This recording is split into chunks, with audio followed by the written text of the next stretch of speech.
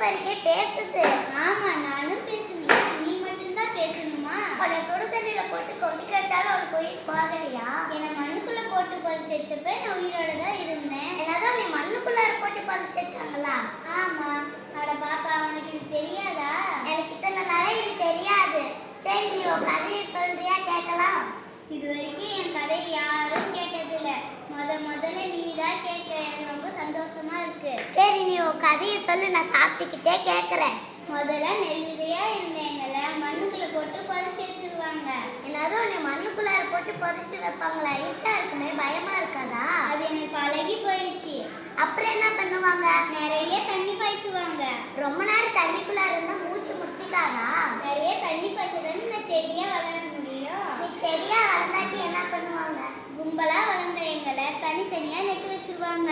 அப்ப நீ உன்னுடைய நண்பர்கள் எல்லாம் பிரிஞ்சிருவியா? ஆமா, அப்பதானே நாங்க அடர்த்தியா வளர முடியும். நீங்க அடுத்தியா வளர்ந்தாட்டி என்ன செய்வாங்க? நாங்க கதிர் விட்டு கதிர்ல பால் பிடிச்சி எங்களை நல்லா அரிசிக்காரங்களுக்கு வித்துருவாங்க. அப்ப நீ மறுபடியும் உங்க சொந்தக்காரங்களெல்லாம் பிரிஞ்சிருவியா? ஆமா.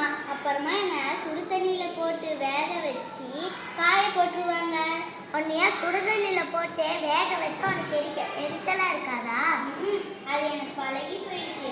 அப்புறம் ஒரு மிஷின்ல தூக்கி போட்டு அந்த மிஷின்ல நல்லா சுத்த விட்டு என் மேல இருந்த உண்மையை கழட்டிடுவாங்க.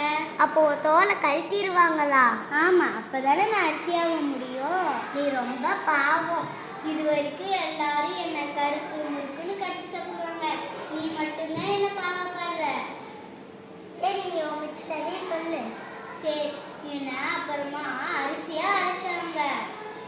அப்புறம் என்ன பண்ணுவாங்க? அப்புறம் அரிசிக்காரங்களுக்கு மறுபடியும் வித்துட்டாங்க.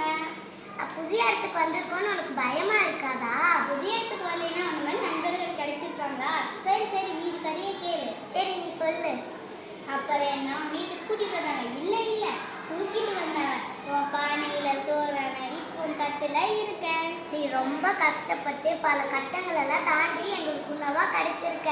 எனக்கு இது இத்தனை நாளா தெரியாதனால உன்னைய இவ்வளோ நாள் குப்பை தொட்டில போட்டிருக்க.